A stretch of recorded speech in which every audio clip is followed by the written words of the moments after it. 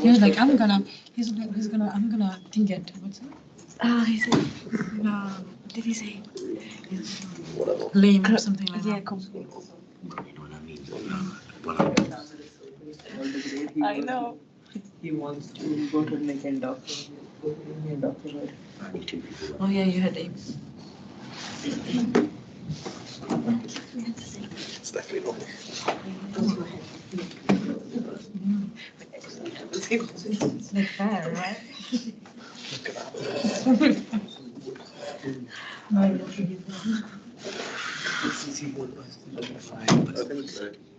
To get the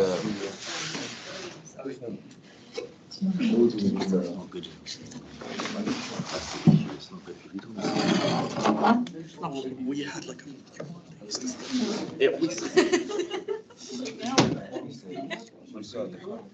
gone up by like 20%. Yeah, like 50% now is acceptable. What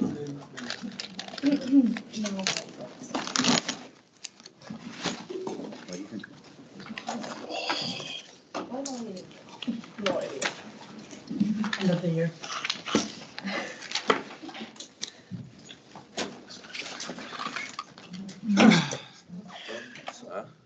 Is it possible to sign me in? Because I can't. No, I don't have any signal on my phone.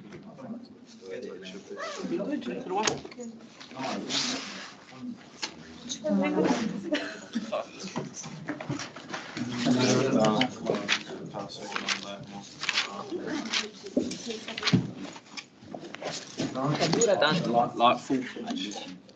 Oh, should have just carried on making amazing colour stuff. Yes. Thank you. More uncomplicated business. It's not you know, I think. Yeah,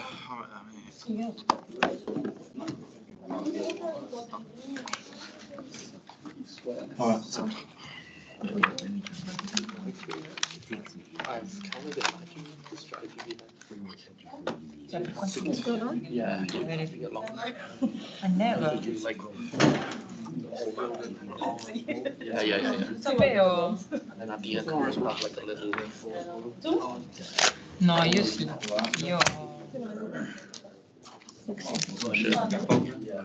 Io sto avventando magari tra 2 anni.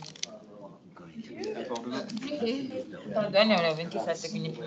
Mamma. Literally, I thought I like. We don't have a libro. Bro, I was thinking. Vedo i 42 che yes, no, the main guy has to come. avevo I was literally thinking about like earlier. Make sure design's okay and then they can install. So, Oh yeah, obviously it's gonna be perfect. no, but it doesn't. Io sono 25. Really? Sì, ok. Perché quando uno ha 13 anni non è già Possible. diventano i casini. Mia sorella è un casino. No, un'altra meno. Stessa cosa che da me. Mio fratello non l'ha ancora tirato mai e lui c'ha 23 anni. Good morning. Good morning. So, welcome, Yashu. Thank you. Oh, he's so happy. Basically, it means that the term officially starts.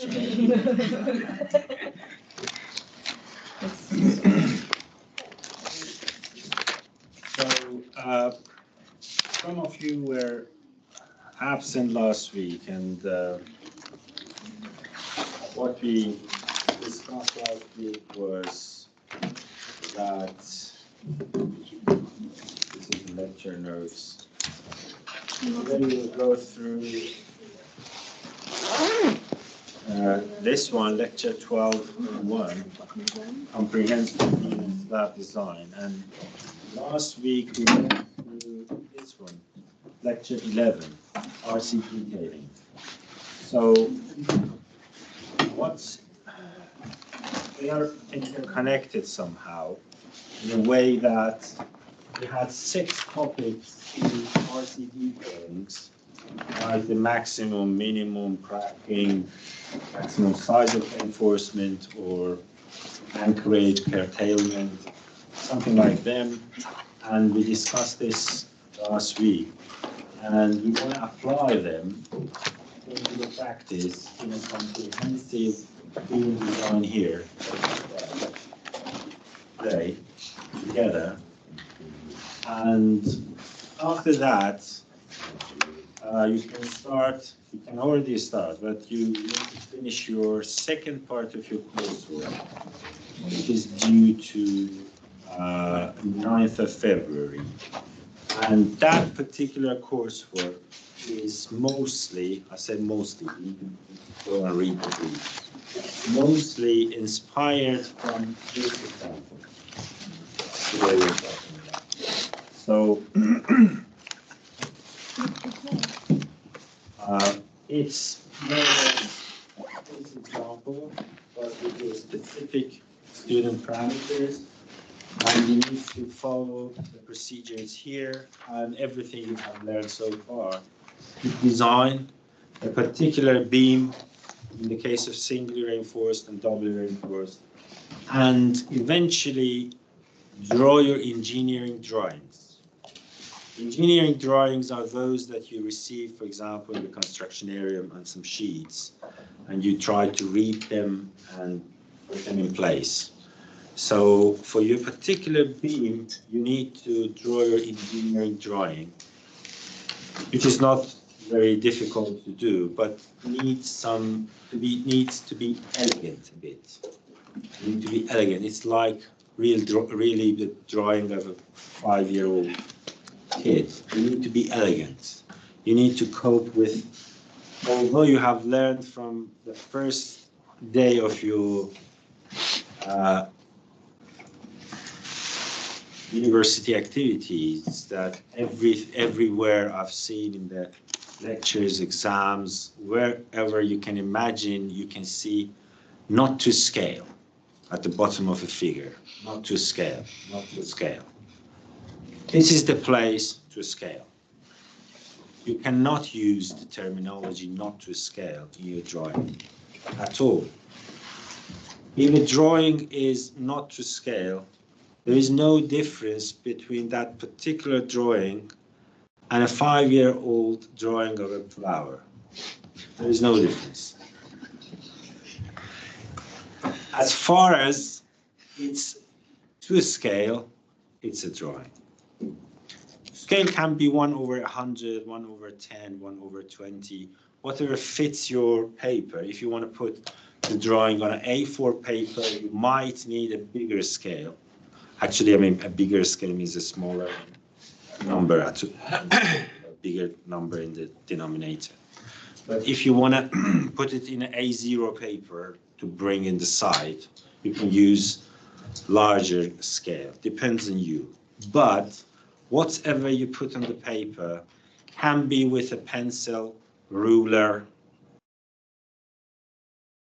Before AutoCAD, the architects and civil engineering used to use some special papers, not these papers. They were called, I think they called calc paper. They were different from these paper, but still a paper, but more resistance. They were used to put the drawings on those papers, bring to the site and do stuff. Now you can see, last week I was impressed because I wanted to print something and I asked somebody and I realized that they told me that there are 2 A0 papers in the library, and I went there and I plot something there and it was very good. A0 paper is the maximum size paper you can imagine everywhere. We don't have any bigger than that paper. It's like this one. And in practice, for construction sites, they put the drawings on A0 because they had a lot of sheets.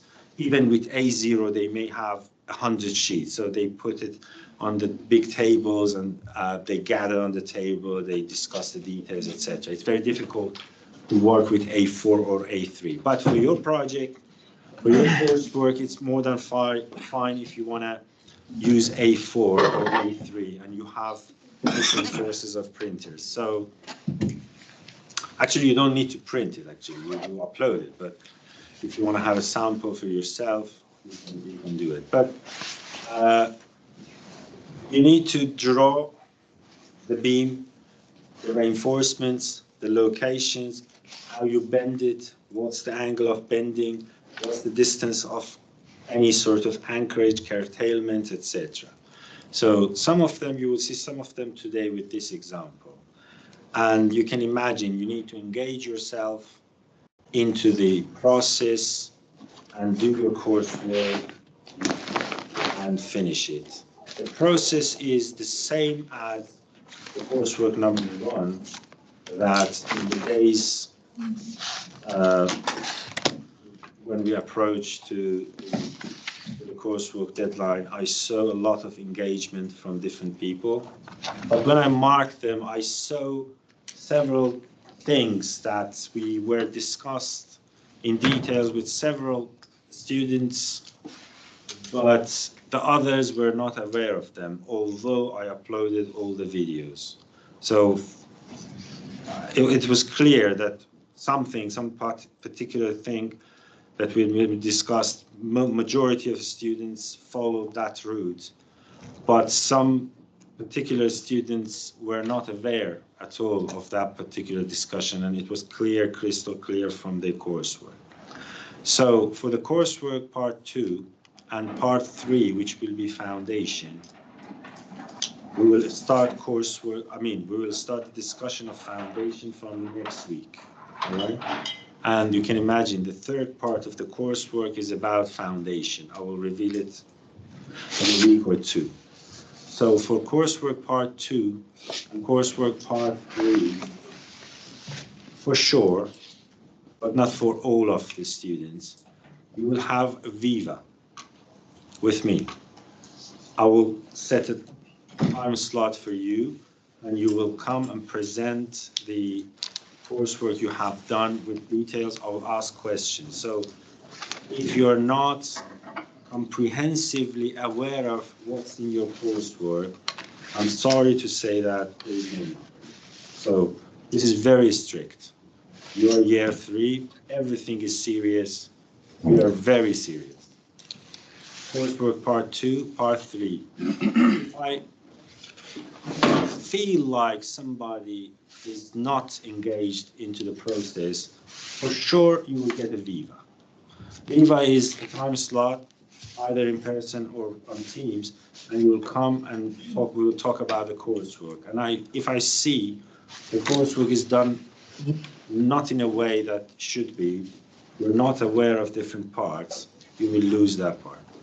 And the coursework are very, as you know, it's 50% of the total mark. So that's the way we are going in the second semester.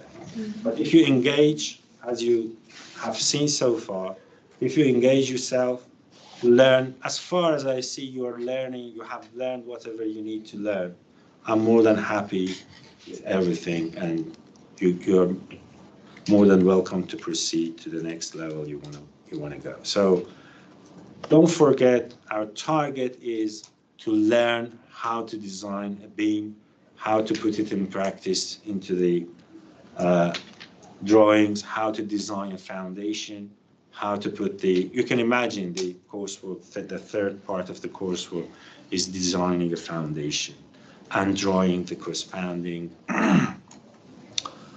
drawings for it. So what is the foundation? You will see. So this is the whole picture of the second term. And yes, please. Yeah, I was just wondering, is the part 3 part of coursework 1, or is that like coursework 2? That's all that there's 2 courseworks for the break. No. We have coursework 1 and coursework. We have coursework. We have only one coursework. Oh, okay, and they're just all the same. It has 3 parts. Part 1 was before Christmas. Yeah. Part 2 is this one. Part 3 is foundation, and they are equally weighted for the coursework. Officially, coursework is one coursework, all right? But it had 3 parts distributed along the term 1 and term 2. So in term 1, you had 1 because you had construction area, so it should be balanced. In this semester, you have 2 and a time-constrained assessment, which is an exam, but not official one. It's in the last session of this semester. You have on the Moodle, you can see. We discussed it last week, all the dates. So go to the Moodle handbook. The dates are very important. Keep them in your calendar. And we are not going to change anything. Be careful if we change everything, because it has 2 parts of coursework and 1 time assessment. And then the term finishes, you will have some exams later on. If we change anything, it will be a total mess. So stick to the dates. The dates were from September there, and we will stick to the dates very strictly, and we will try to cover these topics as I promised you. And don't forget, never forget, our target is to learn how to design concrete elements, beams, columns, foundations. That's it. And I put the columns to the last because I want to start foundation next week, because when I reveal the foundation course, well, you need to start that one. So the column is not very, probably I need one session for column. I will put everything else for the rest of for the last part of the semester. That's why from next week, I will start foundation. So engage yourself with the comprehensive design, and later on for the foundation, the second and the third part of coursework 1, and then it's the time constraint assessment, and it finishes. That's the whole picture for this semester. Any question? Do we have an Aviva for coursework 1 and 3 then? Or is it just only if you think we haven't learned? Part 3 is not revealed, it's not there. We have an Aviva for coursework 4. Can have, yes. So it depends on how. Yes. Yeah. I will decide some sort of randomly between a student that I guess were not engaged enough into the process. All right. If all engaged, we'll probably not have Viva, or just a few. All right. But if I see everyone is engaged, everyone is working, that's fine. All right. So that's why I say the target is to learn how to design concrete elements. And don't, if you touch that target, I'm more happy to proceed with it. Thank you. You're welcome. Any questions?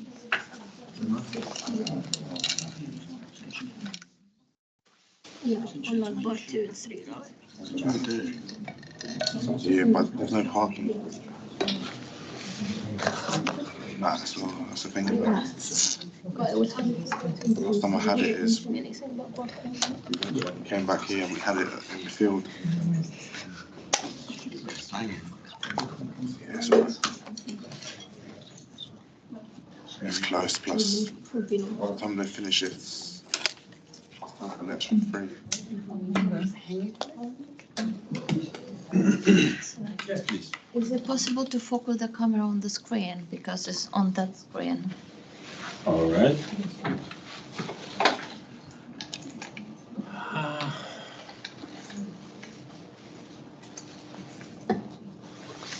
It is on the screen somehow, isn't it?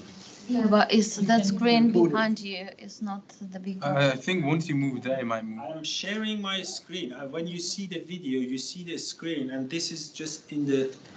Last week, there was no video at all. Because I forgot to, I forgot to share the screen.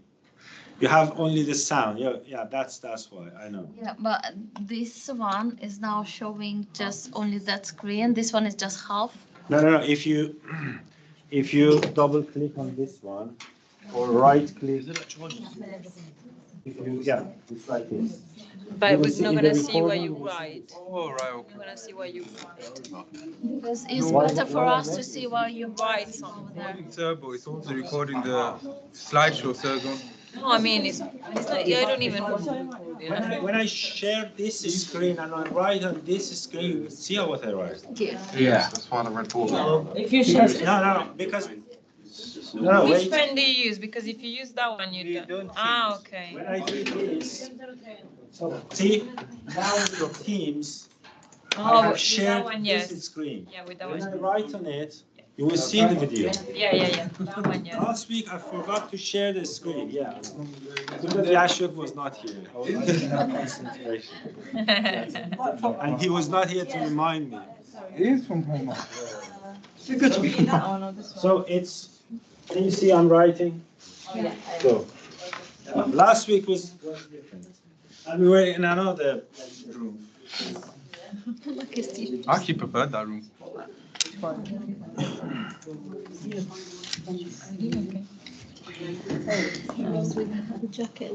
Now, yeah. It's better than this. Yeah, now you will see this in the recording.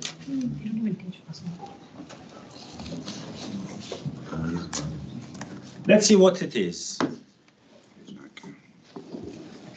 It's a simply supported reinforced concrete beam supports two discontinuous slab. The beam is this one. This is the beam.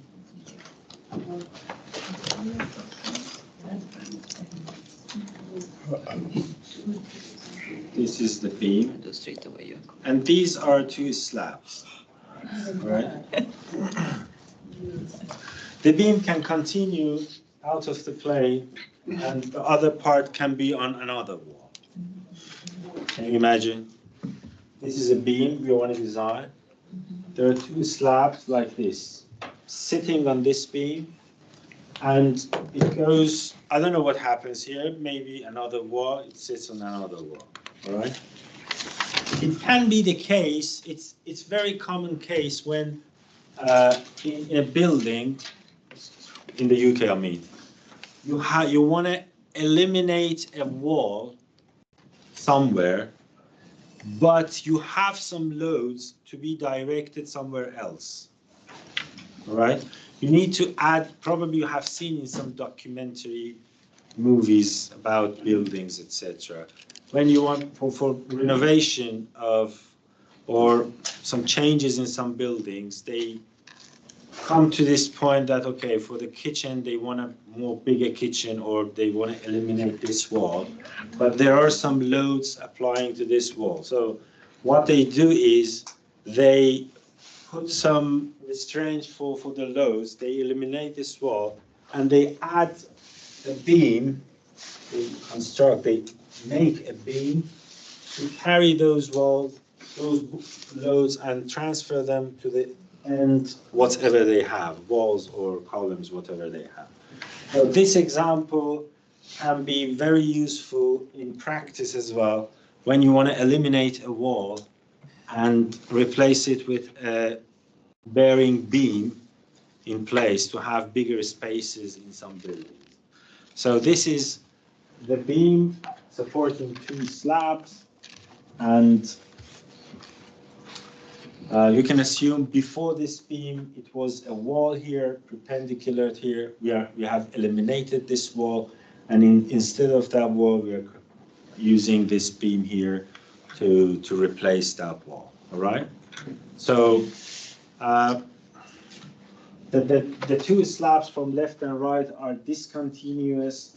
This assumption is important because it means that the slabs are like just a simply supported beam like this. And a slab, simply supported beam, whatever you have, will be half here, half here.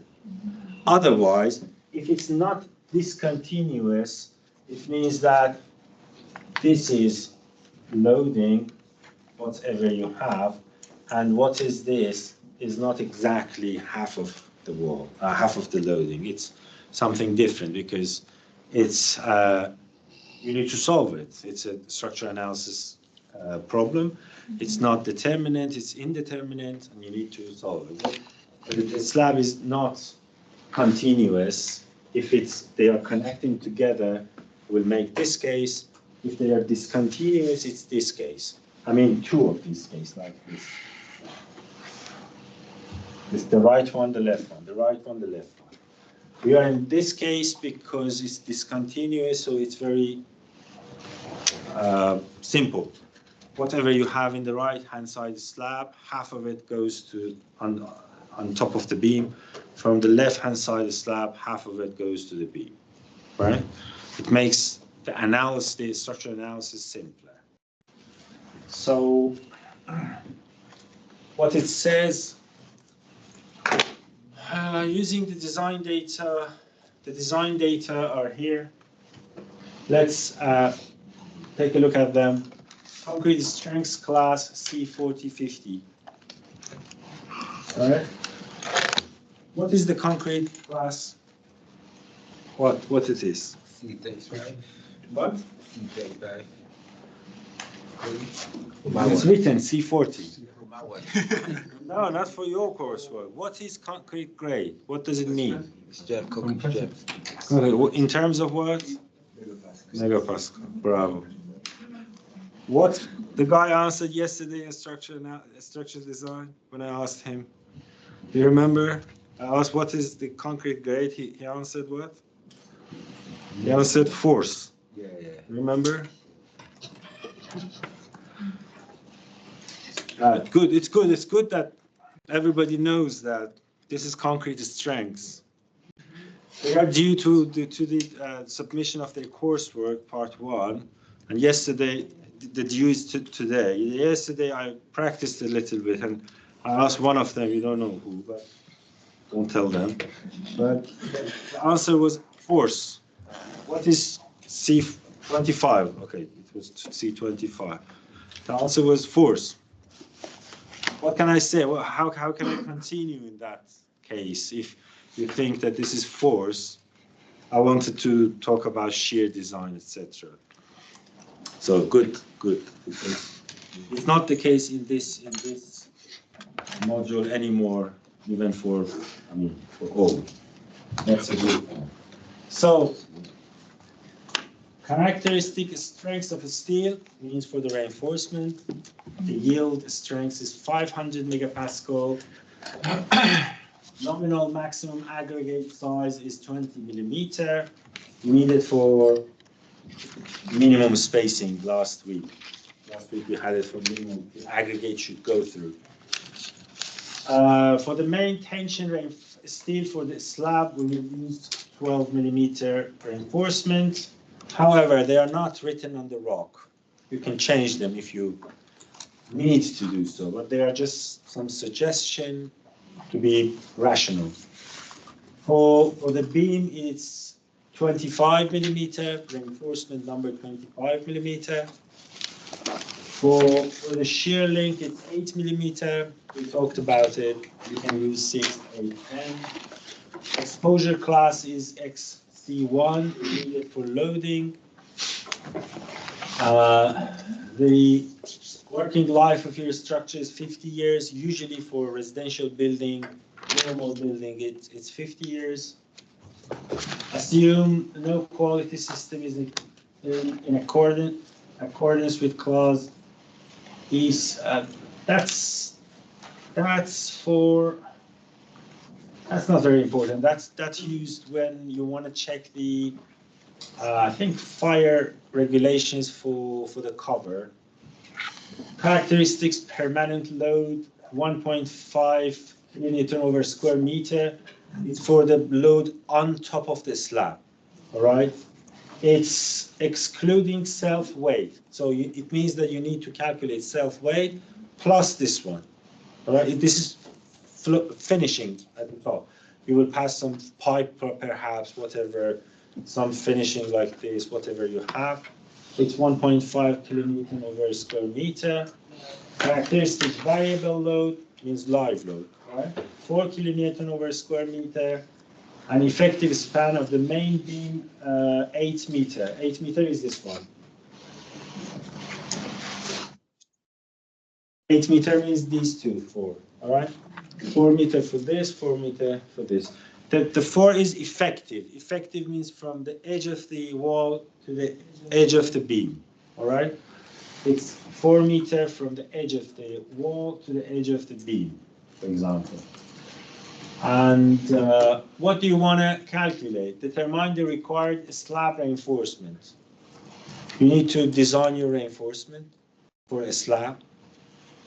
Determine the required beam reinforcement, again, for the beam. Sketch typical reinforcement arrangement indicating the curtailment and anchorage of the steel at the supports. It means that if you do that, it's ready to put it into the drawing, right? It means the whole process of the design. Effective span of the main beam, is it the other elevation, right? It's not shown here. Because the beam is, we have a cross section of the beam. We have a cross section of the beam. The beam is like this, yeah, perpendicular to the. So that's like this. Yeah, this beam should be designed. Yeah, this beam. The slab is sitting on this beam and wall. You don't have any beam there. Okay. It's common practice in some of the. No, because it says of the main beam, effective length. So that's where my question comes. This is the main beam. Why not? Yeah, this is the main beam. Yeah, this is the main. So the length is one beam. Yeah, this one. This beam is like this. Yeah. You can assume that you can have all the walls around, and you have 2 slabs and only one beam. This beam goes and sits on the next wall. Mm-hmm. So basically, you have only one beam, 2 slabs, nothing more. Right? So.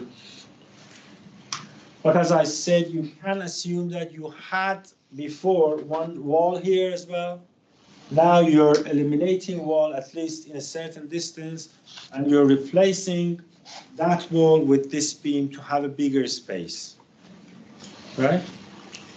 So this is a common design practice in many renovation cases. So it means that genuinely, you need to design the slab and beam and draw the drawings, right? So with all you have learned so far, including the details. So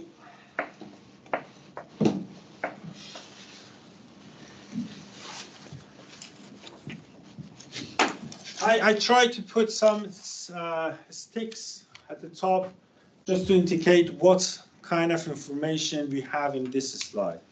Here we have design loads for a slab. So for the slab, as you can see, we have a 4 meter slab, and the thickness was, what was the thickness? 200 mm. 200 millimeter. No. Yeah, right? I think it's assumed. No, it's not there. Picture, the drawing. Yeah. Okay. 200 millimeter. Yeah. We have this one here. 200 millimeter. You want to calculate the weight plus 1.5 to add it, right? So it's.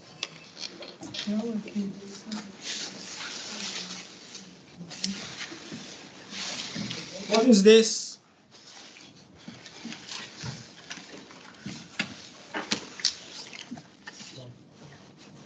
What is the density of concrete? 25 kilonewton over cubic meter. Meter power 3. It means that 1 cubic meter of concrete has the weight of 25 kilonewton. All right? So we have a slab 200 millimeter. What's 1 meter of a slab will have 25 times 20 centimeter, which means 0.2 meter. This is, well, it should be this one. So this is the weight of 1 square meter of your slab. 1 square meter of your slab, right? So you need to add this one for the finishing. I mean 5 plus 1.5. This is the weight of 1 meter, square meter of your slab from concrete and the finishing system, whatever you have. 6.5 kilonewton over square meter, right? What is this? Live load. Live load, yes. We need to combine them, right? Do you remember from structural analysis, structural design? We need to put like 1.35 dead load, 1.5 live load. Remember? This was the load combination for when we had dead load and live load. So the combination is 14.78 kilonewton over square meter. It means for 1 square meter of the slab, we need to put 14.78 kilonewton over square meter, right? Now we can, as I said, because the slabs are discontinuous, it means that you have basically 2 separate slabs. On each of them is 14.78.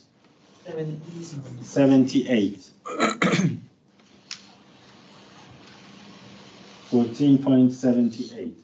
How much does it go here? Half of it. I mean, half of the total. 14.78 times 4 meter. Half of it goes here. Half of it goes here. This goes onto the beam to be designed. Right? So 14.78 times 4 is the total weight for one part of the slab. It's this one plus this one. This one times 4 will be the total force, half here, half here. 29.56. So 59.12 is kilonewton over meter. I mean, this is half of it, this is half of it. It means that the 2 will be one total, right? It means that 59.12 is something that you will get from the 2 slabs. So divided by 2.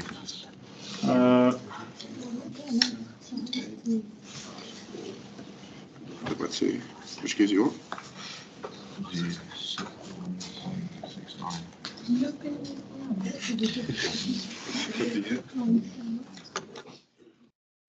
6.9. Give you? Get the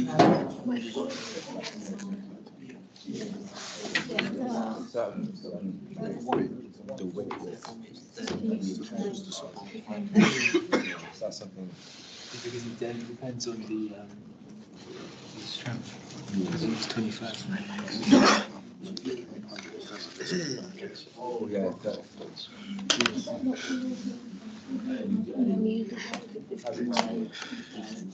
what is this? This one. I can't see straight. This is like when you have omega for a simple beam, the maximum moment here will be omega L over 8. Right? If you solve it, the simple beam, if omega is the distributed load, the maximum moment at the middle will be omega L over 8. You can calculate it. So this is the design moment for the slab at the middle, the maximum design moment for the slab. So we need to design for this one for the moment and this one for the shear for a slab. This is a kind of a structure analysis, but very simple manually for the slab to come up with the design forces, and then for the next sheet we will take these 2 into practice to design the slab for shear and moment, right? So whatever we have done here is calculating the design loads for the slab. And when we want to start the design process for the slab, we need to start with the calculation of the cover, right? So the cover, you know how to do it. There are some tables. There is a formula. If you go there, some of them are 0, some of them are not. And eventually, you will come up with this fact that the nominal cover for the slab will be 25 millimeter. There is a clause for checking for fire safety, but usually, in most cases, I told you, in most cases, the cover coming from the minimum cover governed by the fire is less than the minimum cover based on the corrosion, which are those tables we talked about. We didn't talk about the fire, but it is here in the book. But in this case, from the fire, you will get something the same. And at the end of the day, you will have to comply with 25 millimeter as the cover for the slab. Okay? It means that the slab has, you already have some suggestion to use what kind of reinforcement for the slab, for everything. Now, for the slab number 12, okay? The suggestion is number 12. So we use number 12 for the slab. This is 20 millimeter, 200 millimeter. This is 12. What is the effective depth? D.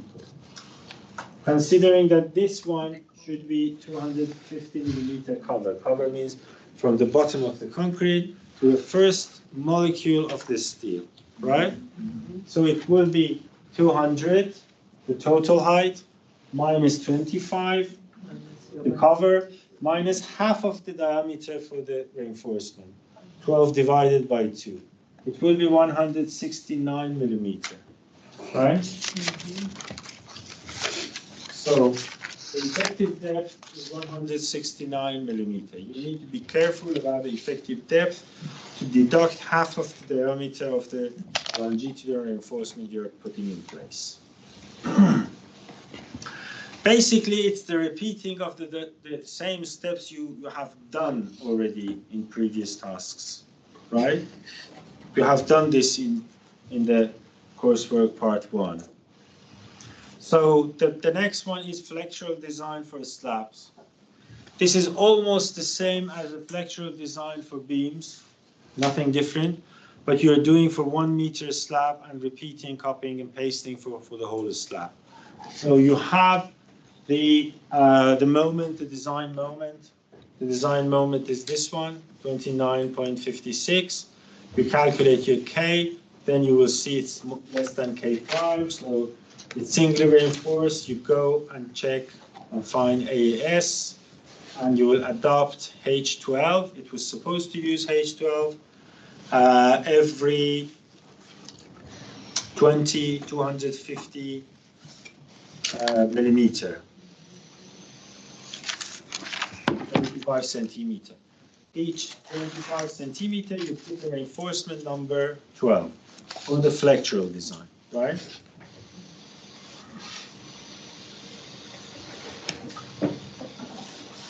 In each slide, you will see that it flashes back to some parts of the previous week discussion. We had 6 topics, right? Minimum, maximum, curtailment, anchorage, aggregate. For example, here, it's talking about the minimum and maximum areas of steel. We want to be sure that we are already more than AS minimum for the slab. So it's used this formula to see we are not less than whatever we need to be. So the AS min means 308 square millimeter, but we already are 424. So we are good. We are more than the minimum, all right? So that's fine. The minimum area of secondary transverse steel. Secondary transverse steel means when you have the slab reinforcement like this. These are the reinforcement like this, right? These are the longitudinal reinforcement. You need, sorry, it can be at the top, at the bottom, or at the top. At the top, you will have everywhere this happens, because at the middle of this span you will have at the bottom, then it will bring them to the top because of the negative moments if you have, but you will have some reinforcement parallel to these longitudinal reinforcement. They work like shear reinforcement as well. If you design the slab for shear reinforcement, these reinforcements work for shear. And last week you saw that there was a regulation that they should not be less than 20% of the main steel, including that you need to shear design as well. But in any case, they should not be less than 20%. With this requirement, if you calculate, this is 424 for the main reinforcement. If you take 20% of them, you need 89 square millimeter per each meter transversal reinforcement in the slab. So it means that you can use H10 every 25 centimeter. When you decrease number 10, and you chose 25 centimeter, it will make a sort of a square mesh. Because if you take a look at the top, you have some reinforcement like this every 20 centimeter, something like this every 25 centimeter, 25, 25. So you will have a beautiful mesh of 25 by 25. So the construction gets easier, right? That's why, but be careful that not to mix number 10 by 12 in the construction site. That's another story. So there was another regulation last week, maximum bar spacing. Remember, the bars should not be very far away from each other, because as far as, you know, there are always optimum spacing for the bars. If the bars are very close together, it's a problem. Concrete doesn't go through. If they are very far from each other, it's a problem. The sole concrete in the between gets cracked, mostly in the long term. The best way is the distributed reinforcement into the concrete. The more distribution you have, the less cracks you will have in long term. All right? So the maximum bar spacing, we have this regulation, so it should be less than the spacing, which is 25 centimeter, should be less than 60 centimeter and 40 centimeter, which already is. That's fine. Question? Mm-hmm. So if, for example, for our slab, we need, like, for example, 10 reinforcement, this is enough to hold our load. Do we put extra just because of... If you are less than this, yes, you need to put extra, yes.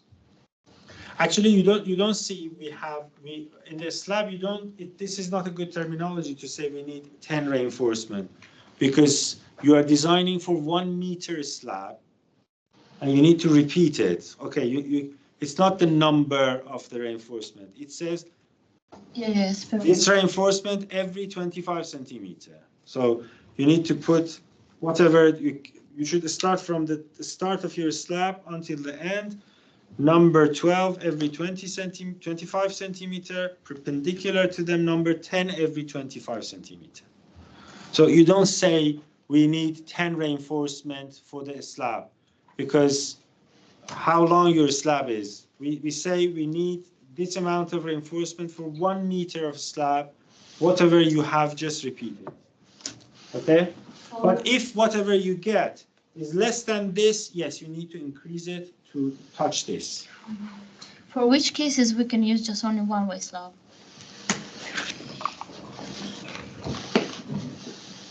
Brilliant question. Who knows the answer? Where we have only two sides Very supported. good question for you, Yashin. Where you only have two sides Just supported. come back here. It's revenge of your absence. Tell me.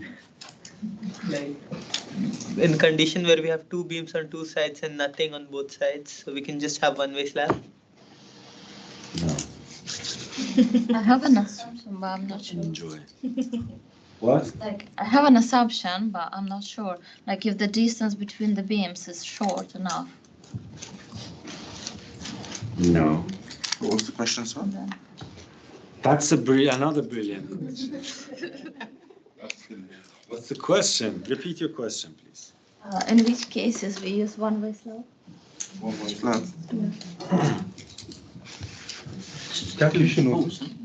Before I answer to this question,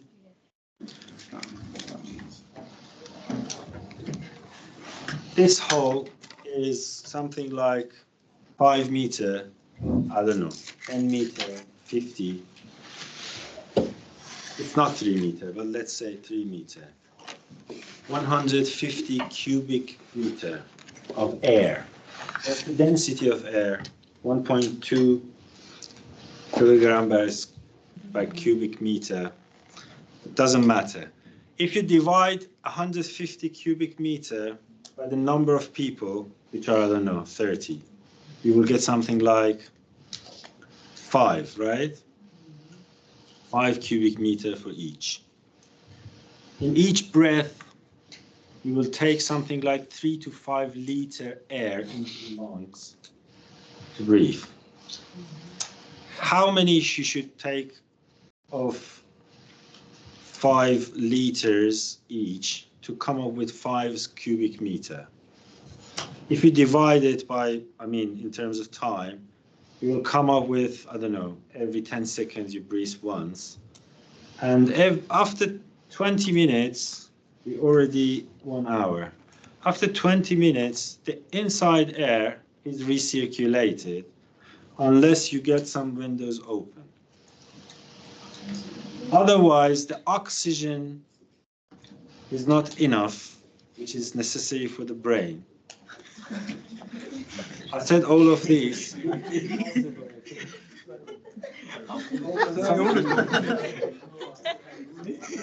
Some fresh air. I cannot think. Good. Thank you very much.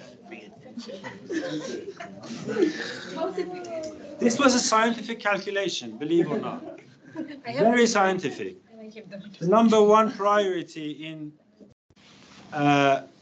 fighting with influenza virus during the winter. Number one, not number two, number one. Way far away from the other things. Mask, they are just nonsense activities. The only thing is ventilation. And now we can think of two-way slabs.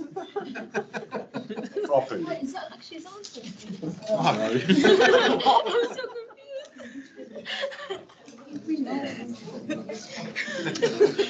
We thought I'm calculating something for the two-way slab. Good, good.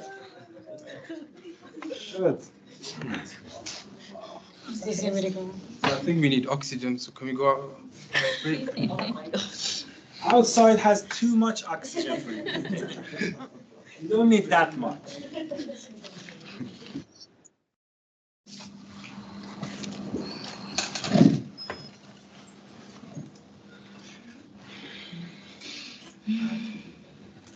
Yeah, always open the window.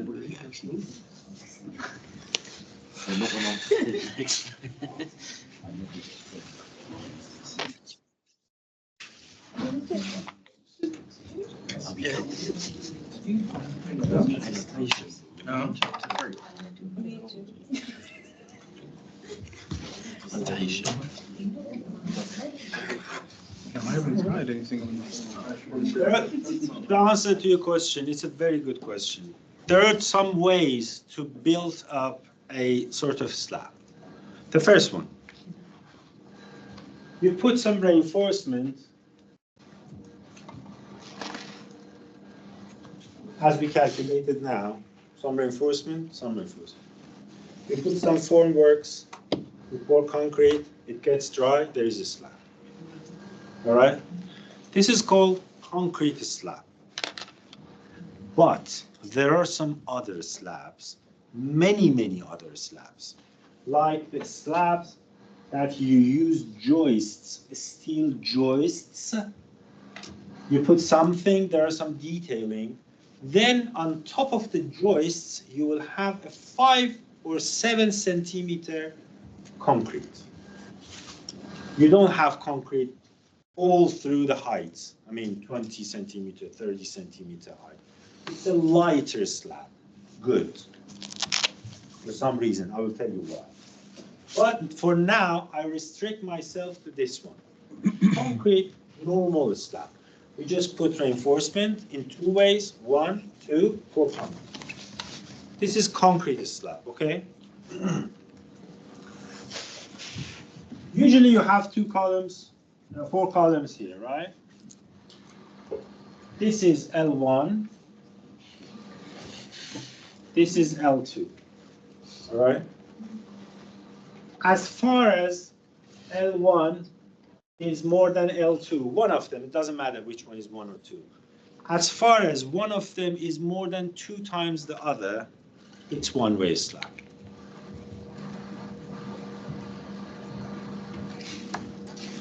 As far as it's the aspect ratio of the plan of your slab is more than 2, it's a one-way slab.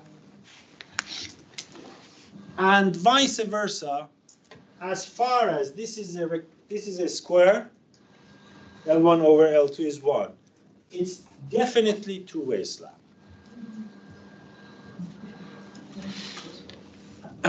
No, I'm saying I told you vice versa. Let me see. Irrespective of how I said reverse. Wait a minute. If it's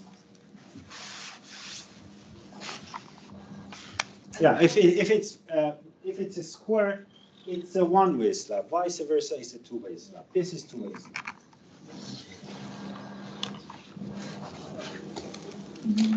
It depends on the aspect ratio. If it's a long rectangular, it's a two-way slab. If it's a square, squarish, something like 1 or a little bit less, more or less, it's a one-way slab. So if the ratio is exactly L1 is equal to L2, is it still one way or? It's the margin between these two. So you can take any of them. Sorry, the first one was correct. Sorry, the first one was correct. This is one. This is two-way. This is one-way. That is one-way. This is two-way. Yes, this is correct. The first one was correct. The first, I didn't say anything reverse. This is two-way. That is one-way. Okay. It purely depends on the aspect ratio of the plan of your slab. Okay. Let me tell you something about the two-way slab. Then I will extrapolate it for one-way slab. Okay. For the two-way slab, this one.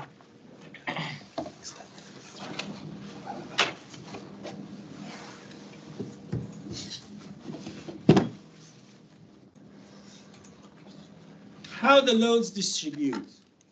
This is the question, the main question, right? Assume that this is not perfectly square. It's a little bit different. I mean, still it is less than 2, but it's a little bit rectangular. What you do is you go 45 degrees. You have this angle, 45 degrees. Go like this, 45 degrees. You come up here, okay? You go 45 degrees, you come up here. This is 45 degrees. Half the angle, okay? You connect these two, all right? This load is for this one. This load is for this one.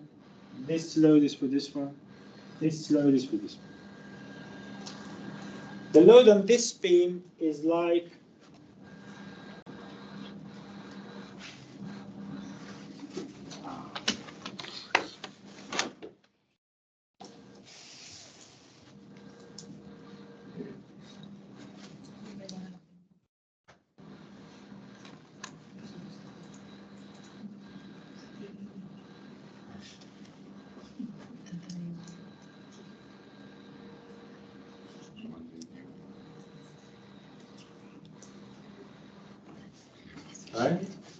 The load on this beam is like, gravity is this one, okay? Like, beautiful, huh?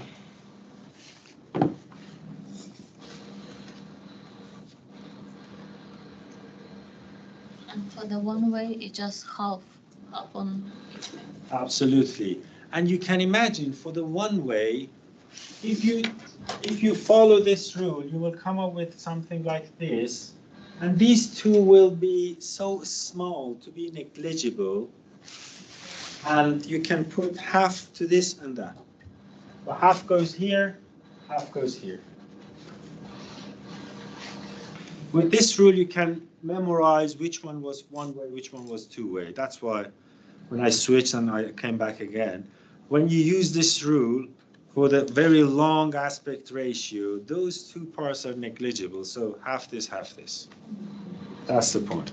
Thank you. You're welcome. But for the systems that you use joists, that's another story. Always the joists are in one direction. This direction, okay, everything goes here. It doesn't matter the ratio between. No, it doesn't, because that's different. Because if you take a look at this view, you have some joist like this. I'm looking from here. You have a concrete here. Okay, you have a concrete here. Concrete weight goes to the joist. The joist transfer them here, right? Mm-hmm. This is a system of transferring loads directly on these points on these two lines of beam. So that's another story. And usually this joist system of slabbing is more efficient than that one, because we're not filling all of the gaps with concrete. We don't need concrete everywhere. This top concrete works better than having concrete everywhere. And probably it's not the common practice everywhere, but probably somewhere you have seen in cinemas or big saloons, when you take a look at the top, you will see some waffles. It's like a waffle. Have you seen this? I can show you. It's very easy.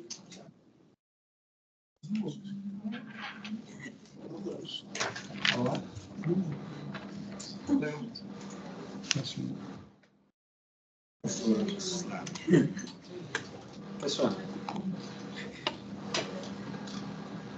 They use this kind of system because they don't need to fill this part with concrete. This doesn't work. If you take a look at the section, you will see you have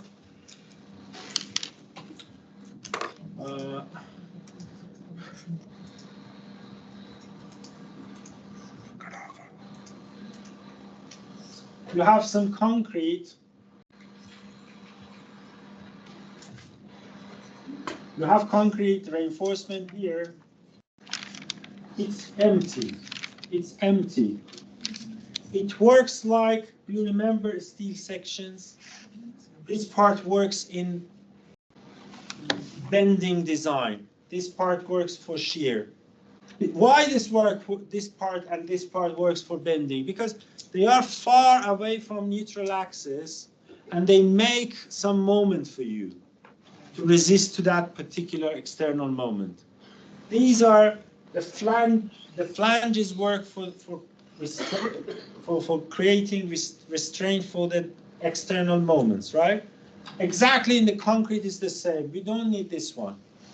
We don't fill it because it just makes our slab heavier. So we need the top part. This is like the flange.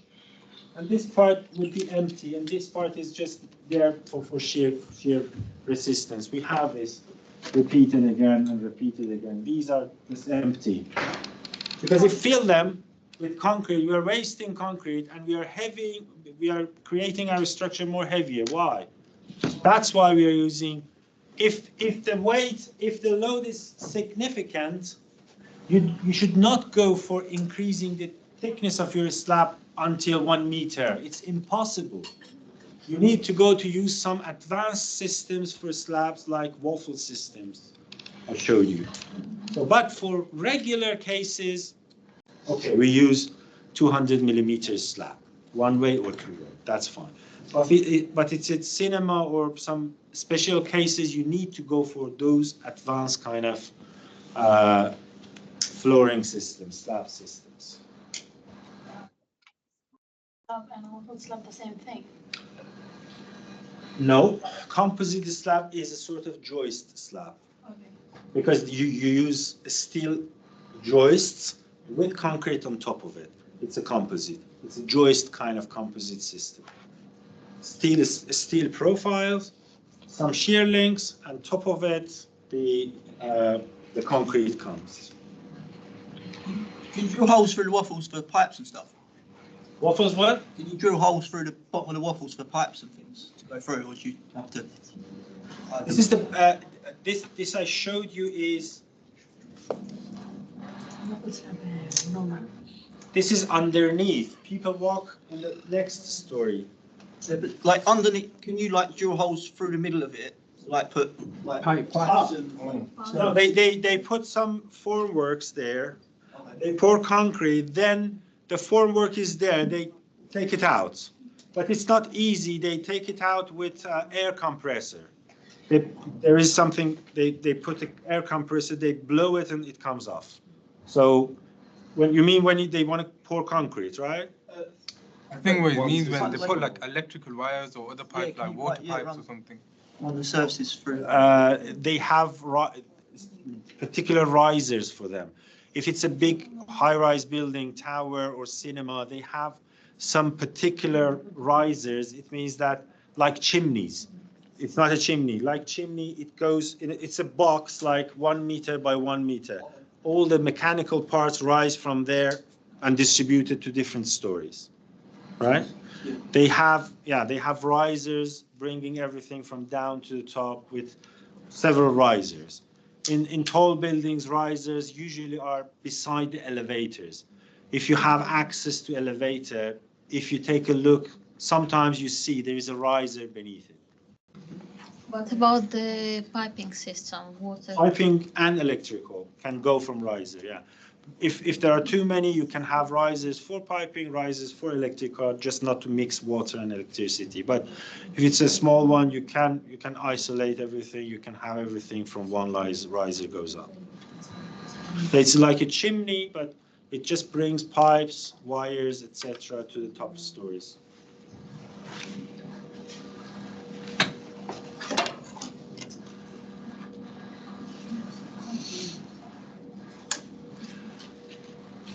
I have a good news for you as well. Oh.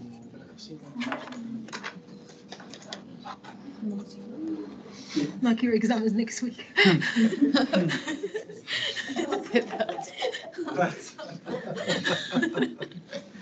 What was the good news?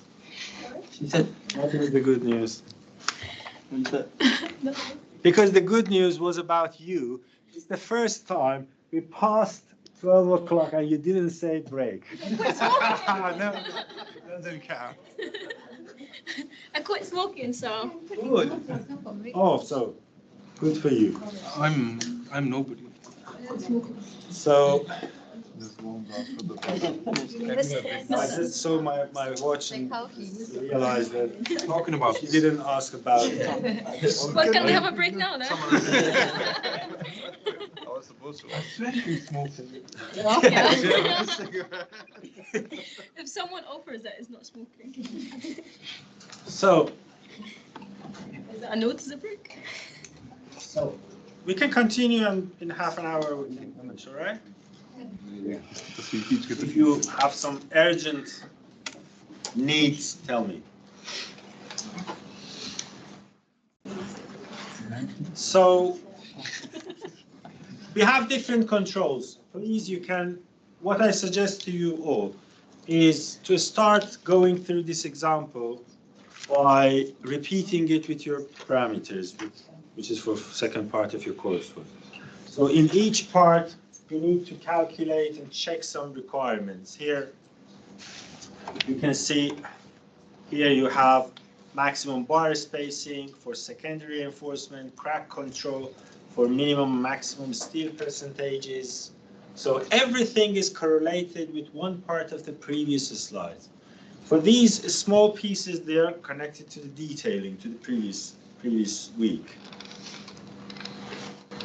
So when you design your slab, you need to check the deflection. This is important for serviceability limited state. Today I had a lecture in Jellicoe 106, the big lecture hall in the downstairs. And when people walked upstairs, the projection was like vibrating like this. It was okay but for those who have astigmatism for the glasses, it's very annoying to look at the vibrating pictures like this. And it was really annoying in the morning. And it means serviceability. I said that because this is serviceability. It means that for the serviceability, the displacement should be fine. However, if you comply with those deformations, still it vibrates like this with walking a lot of students upstairs. But the serviceability means that at least the deformation of your slab should not be visible for people are here and looking at the ceiling. So you need to control the deformation, and if it's not okay, you need to think about it to increase the depth of your slab or something else. So for this purpose, this part, you need F1, F2, F3, F4. We talked about this in last semester, if you remember. But you can have a sense when you're using 200 millimeter thickness concrete slab. It's a bit of something. It's not a weak slab. So the deformation is okay, as you see. At the end of the day, the deformation fine. But if you have probably 100 millimeter slab, probably you will be in problem. But in this case, obviously it's fine. Then you need to go for anchorage and curtailment for the slabs. What does it mean?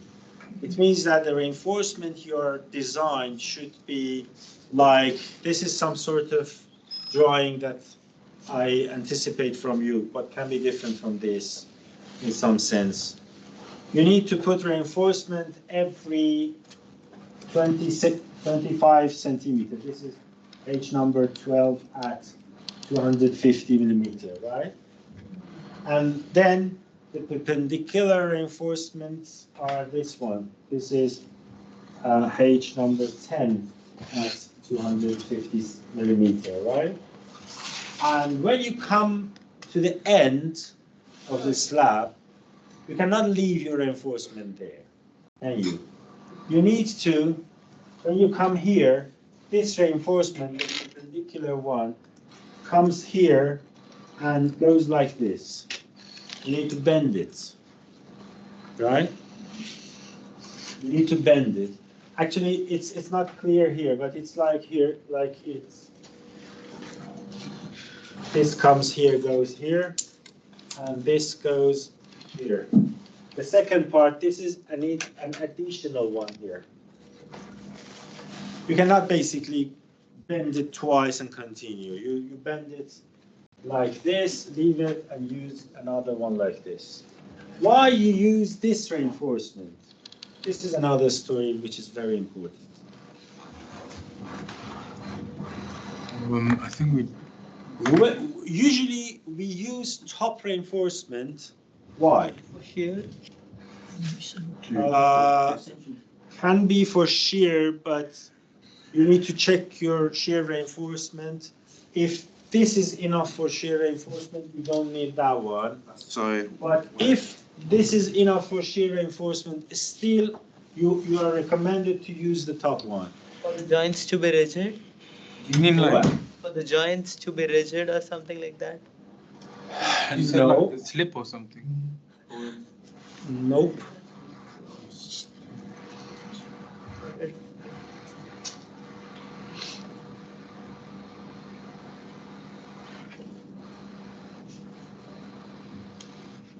When your slab is sitting on this beam, they are discontinuous, isn't it? Yes. This is just sitting here, okay? This is the pure, simple connection.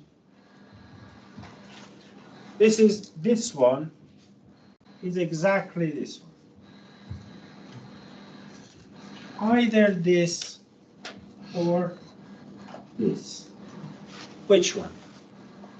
This is the question I asked you when we were leaving the construction area. It was something like this. Is it a simple support or a roller support? The abutment of your bridge you constructed in the construction area, they put it on the abutment, right? Yes. It was a concrete element, that was a concrete element. You put it there. That detail is which one of these? This was the question. First, safety. It's none of those. Okay, answer the question from safety point of view. I would say the top one. The top one. I'd say the bottom one. It's the bottom one. Whichever the safest one, the bottom one. I don't say which one is the safest one. I say which one is that? That is something. Semi-bottom. Which one is that? I think it was the bottom The one. bottom one, because it can Yeah. still move. It can still move, yeah. It's semi-bottom Like- one. I remember something. But then- It's not exactly roller because it is not chopped Doesn't move somehow. Really, is just a friction. It's just friction. It's letting it like slip. As far as that's correct, that's more correct. Why? You said it can move, that's correct, it can move, but you should have some horizontal force to move, okay? I should have some horizontal force for it to move, okay? If I have some horizontal force for this to move, this is this one. Assume that this is this one. That horizontal force should overcome the friction force between these two. Otherwise, it doesn't move. Right? There is a friction. These two are, this is a sort of ideal case, roller. But in reality, we always have friction. Otherwise, I would right away slip and fall down. Friction is a good thing. It's not a bad thing at all. Because when it's snowy, you slip. Why? So the friction is less. The friction is not a bad thing always. Sometimes it's bad, but sometimes, many times it's good. As far as the horizontal, first of all, you should have some horizontal force. In beams, we do not have really. That's the first problem. But assume that we have. Okay, we have horizontal force, but horizontal force should overcome, which means should be more than the friction between these two layers. Then it starts rolling. So it's at the beginning, it's this one. It's this one. But if you have, by any chance, a sort of horizontal force more than the friction between these two layers, it is this one. Okay? Wait, so how is the simple support supposed to be looking? Is it exactly the same as what we designed? Simple support, which one? This one? Yeah. So confused. Not in this case, you mean? Yeah. Like in real In life. steel structures, you can have many cases of this one in different situations. Like at the base plate.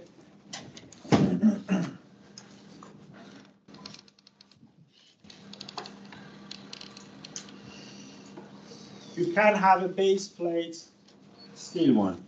You can.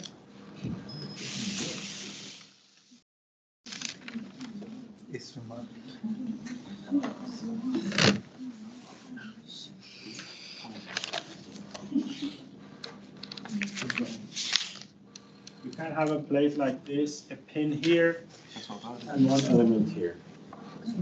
This is exactly simple support. This is very common practice in many cases. All right? In a steel structure, it's very easy to make it support like this, but here we are concrete, so So concrete doesn't really have this. Yeah, the concrete is very difficult to make something really ideally like that, but I want to say, you get the point until now, right? I want to say this is either this or this, that's fine. Sometimes this, but this is different because it is embedded into the wall and it has a sort of a level of a certain amount of rigidity there, not 100%. Because rigidity means this is a fixed support. It means that you have a moment there. But there are some, these are the ideal world.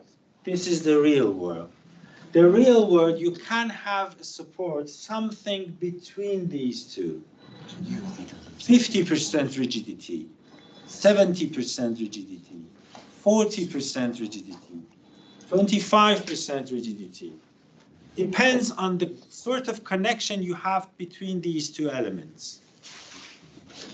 And this is a classic example of a semi-rigid connection. And as far as you have a semi-rigid connection, there are some sort of moment there. And because always the moment in the support is negative, always, you will need to put some reinforcement at the top. To be careful about those moments. Right? That's the point. Can I ask what is the difference between 90 degrees like bend, the standard loop, standard hook, and bend one to the 90 degrees? If you go through the different regulations, they say, okay, you need to anchor your reinforcement here. There are some regulation, okay? For example, in the case of bending, if you go there, it says, okay, bend your reinforcement.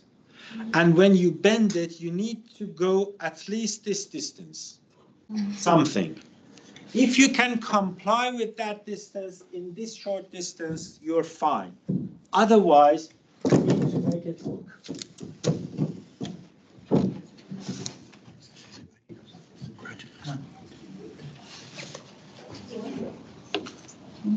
No idea. So why don't make sense? If it's not possible, because it's just 20 centimeters. If it's not possible to comply with that part, you need to make it a hook. How do we put the top reinforcement if this one is It's the hooked? continuation of the same reinforcement. Oh, so we just make it longer? Yeah. It's the continuation of that bottom reinforcement. So can I just ask, is it not easier just to make one reinforcement hooked than the two of them like this? Basically, as I said before, here we do like this in practice. This comes here like this, another one like this. Why? Isn't it easier to just hook No, it? it's this one easier. This one is easier because you create the second one, put it there, the first one. It's very easier than if you want to do this one. Yeah. Okay. Oh, wait. Very easier. In construction, this is very easy. Remember that I'm the same. So this slide talks about the design for the beam. Again, for the beam, you need to calculate the forces. How much of this load is going to the beam for the shear and for the moment. And for those, again, for the beam, you need to calculate the cover. Everything almost similar to the slab. So it's more, 35 millimeters for the cover. And for flexural design, for shear design, so this is the result for the flexural. Again, checking for the minimum, maximum crack, curtailment, minimum, shear reinforcement. This is the shear design. You can see everything. It's a combination of everything we have learned so far. About 50. Shear design, flexural design, curtailment, detailing. Yes. Because of the That's how was he's asking us to do the same thing as this example. short to And we're gonna use also the same measurements for the slabs, like 4. Some you can assume, I think. And then we're It's gonna change. provided in the Yeah, coursework. no, I saw the parameters, but here. I mean, like the length and stuff. Yeah, I'm just talking about the length, not about the rebars, not about the. I don't remember if I provided the lengths in the Excel file. You just said assume it. Give the length of the and about More times. yes, he gave us. Mine. Yeah, for the effective length of the main beam. Yes, you need Yeah, that. I'm talking about this. She's now. right, she's right. You need the main beam lengths because the load comes from the slab on the beam, so you need that length as well. Yes, you need that. I think I've provided. Yeah, no, I'm talking about the thickness of the slab and the length of the slab. So I use it as the same as Like this the example. 4 meter and 4 meters she's asking. And the 200. No, she's asking something else. If I've not provided those in the Excel, yes, start with this one. If it doesn't work for the design, increase it. Yeah, it's like the brief says like we can increase the. Assume it, yeah. You work with this one, 200 millimeter, okay? If I haven't provided.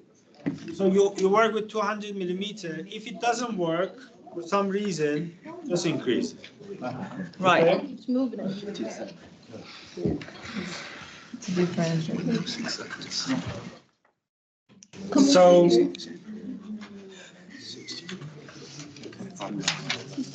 at the end of the day, you need to, this is a view of other way. It's the previous one, the beam was here like this. Now we are looking here from the side of the beam.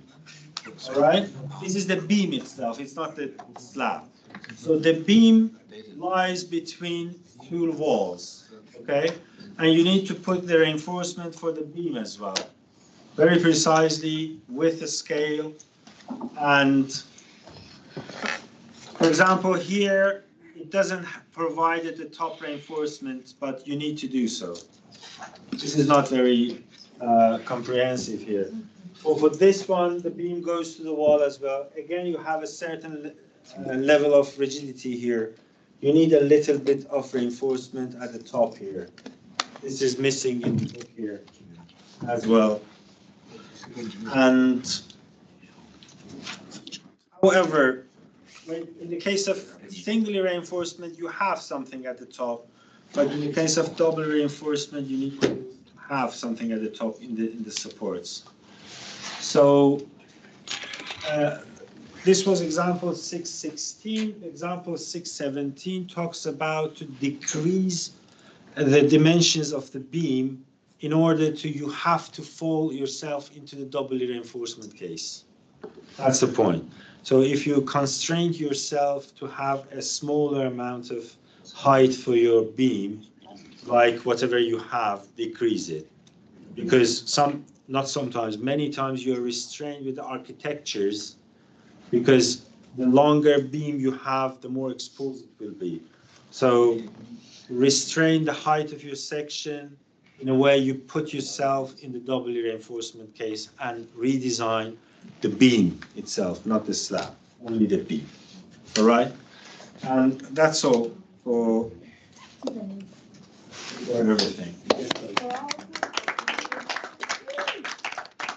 Thank you for what? Another pilot. How can you open that window for the air? in a minute? Thank you. Nice to see you happy all.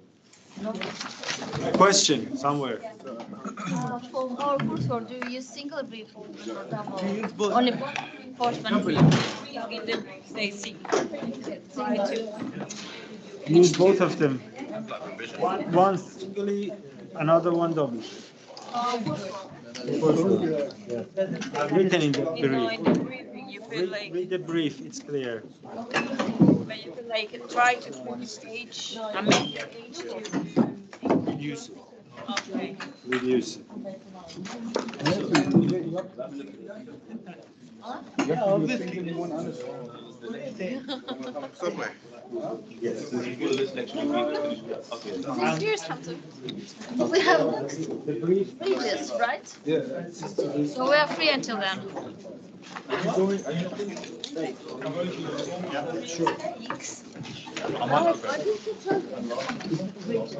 Presentation. I don't understand so many marks. He said 40% is calculation, 40% This was 200. If you work Presentation. This. Didn't put this. Okay. So I'm gonna go to the next thing. Ben Yankos. huge and the complexity are everything. I don't think anyone is as interested. But it doesn't make sense because 40%. Yeah, that's what I'm saying. But it's almost 50%. We're gonna do something. You have your food. What? Other than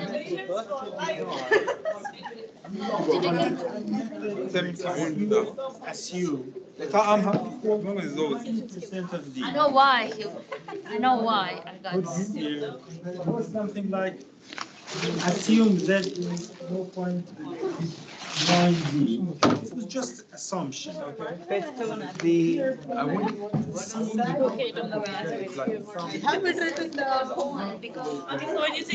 initial one, without huge introduction, without that. And I saw the other You are done.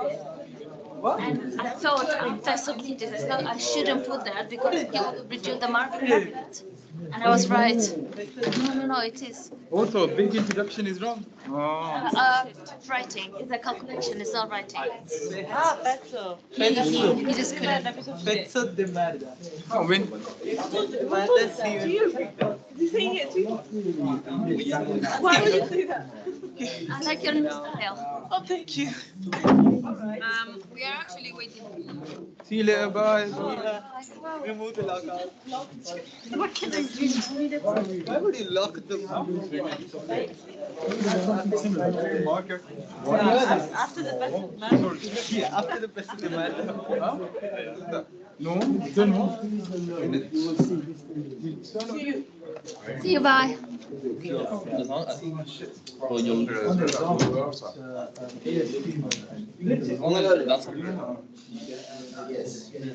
So because you had some load. What example is this?